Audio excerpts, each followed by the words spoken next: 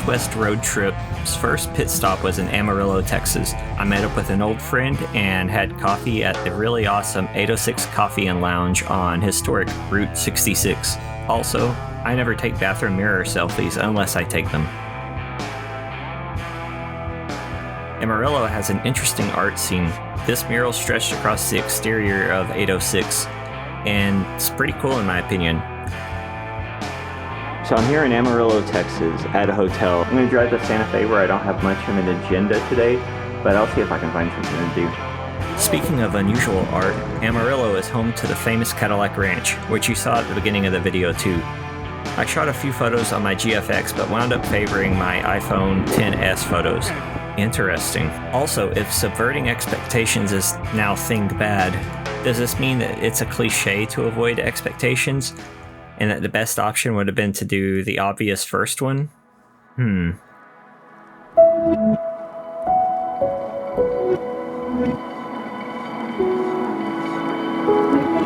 there, it was 4.5 hours of driving to Santa Fe, which was my home base for the next few days. It's entirely worth pulling off the road now and then to take video and shoot photos. The Airbnb I was in was pretty sweet too. Look at this view. Breaking up the drive into 2 days was a great idea, as I had some energy left to explore Santa Fe. Game of Thrones author George R.R. Martin owns the John Cocteau Cinema, and it's a treat for film lovers and Game of Thrones fans alike. He sells signed books for roughly cover price and has a number of events and films that help enrich the local culture. I missed the discussion by a few minutes, but managed to meet legendary film critic Leonard Maltin, who also signed a book for me. Also discovered a couple of local coffee treasures, including iconic coffee roasters and 101 Coffee. The next day I visited my friend Jasa at Pecos National Park, where she is a park ranger. It was midday, so I tried out my rarely used circular polarizer filter, which worked to great effect. You can actually see it in these photos. It's how the sky is so dark. Also, I encourage you to take advantage of America's national parks. They are all treasures, and we should be doing more to maintain them and add more. All of this wonderful land might just be suburbia now if it weren't for individuals who realize the value of keeping things in their natural states. And I mean it could have been suburbia.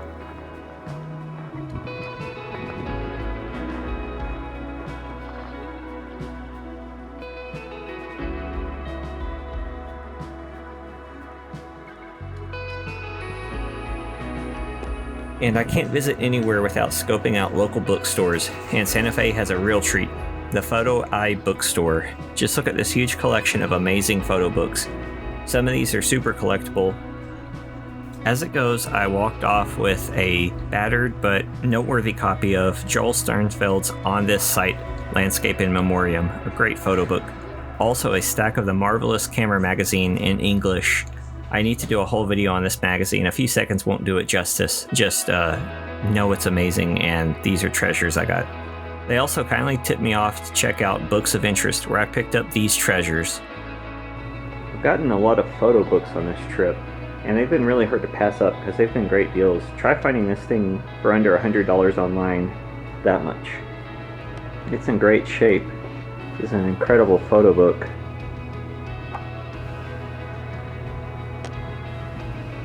Definitely worth a look if you're not familiar with it. And also, while there, I picked up a couple of really cheap ones. John Fall, Altered Landscapes. I was trying so hard to remember this name the other day. Did that happen to you? You trying desperately to remember names and they don't come, but you like almost remember them? Really clever stuff like that. And finally, Loretta Lux. Highly recommend. Also went to Trader Joe's. Trader Joe's is rad. Special thanks to newest patron Hugo Hernandez, who joins Rachel Singletary, Ronnie Pittman, Sarah, Stephanie K. Smith, and May as my super awesome patrons. You too can join for as little as $1 by clicking the link in my description. Thank you if you join. The next day I explored Santa Fe with Jasa, and I took these iPhone snaps. Jasa saw this gallery and we went in without any prior knowledge. The Chris Roberts-Antieau Gallery in Santa Fe is amazing. She makes fabric applique and sewing masterpieces. She basically turns a quilting technique into some of the most stunning pieces I've enjoyed in person. I was so in love with her work, and I had to purchase her book so far. Also, the gallery presentation was just rad. I'll let this amazing work speak for itself.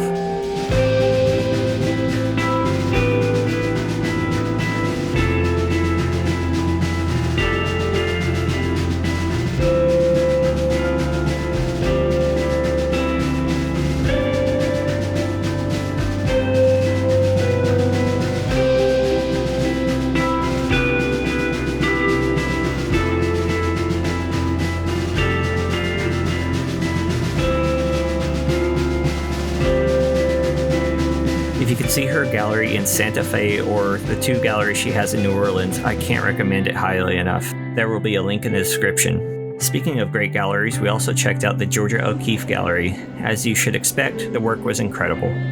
I enjoyed seeing the progress of her abilities and art, and especially loved seeing her diverse styles over the years. It's easy to think she was just all flowers and cow skull or horse skulls or whatever her best known pieces were, but she also did cityscapes and very abstract art. It was really cool to see everything she did.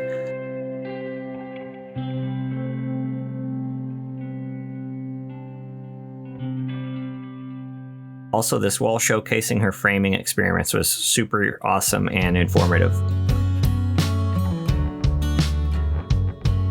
Of course, I had to take portraits in this environment. I lit the photos with my Godox AD600 Pro, or Flashpoint AD600 Pro, you know that thing.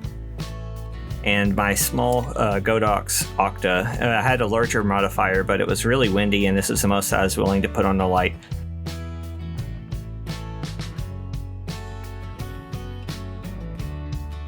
Note that I kept it as close to her as possible, which helped soften the light and make the most of the exposure using high-speed sync, which zaps energy, even though the second generation of these Flashpoint remotes actually has greatly increased the amount of power you can maintain while using high-speed sync. It's pretty awesome.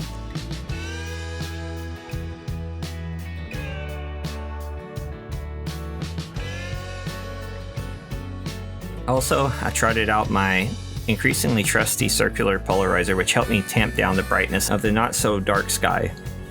And it's just also another reason I had to push my flash power as far as I possibly could, because this takes some stops out.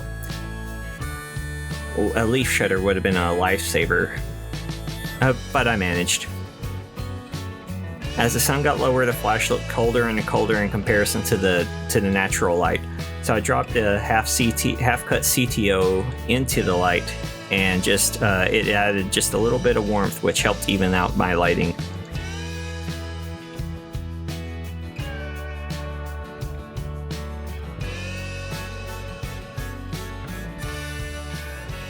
We checked out the completely lovely Lamy Amtrak Station, where I took some more iPhone snaps. YouTube is full of the best travel camera videos and reviews, and also the ever-present debate over if a mobile phone is enough for all photography. The idiom, "the best camera is the one that you have on you," does ring true. I just drove 2,000 miles with an iPhone XS, Fuji GFX 50s, and a Fuji XT-2. I also had these cameras in New York City and Pennsylvania. I've primarily used the XT2 and iPhone for video needs, and the iPhone has definitely fulfilled my general landscape and snapshot purposes. The GFX has floored me with its detail and rendering of depth for portraits and detailed landscapes. I guess the biggest argument here is that mobile photography is all we need. But I wonder if that's a case of more it just being easy enough to carry everywhere and use inconspicuously, and the freedom we feel with being able to edit the crap out of the photos without guilt. These photos are pretty great, but they also don't hold up to larger reproduction, so as always, it comes down to how you're using your photos. For most of you, it might be perfectly fine to stick with your phone, but for others, we like to see screaming detail and definition, and it brings our work to a place that we desire. If you can't afford a GFX, then you can get close enough with a lot of things. Concept really does matter most, but if using 3 cameras gets it done for you and you can use them, by all means go for it. Maybe I'll be using an iPhone 12 and 3 moment lenses in 3 years. But for now, the best cameras are the ones I have on me. If you enjoyed this video and you want to see more, please feel free to like it and subscribe and turn on notifications. I really appreciate it. Thank you.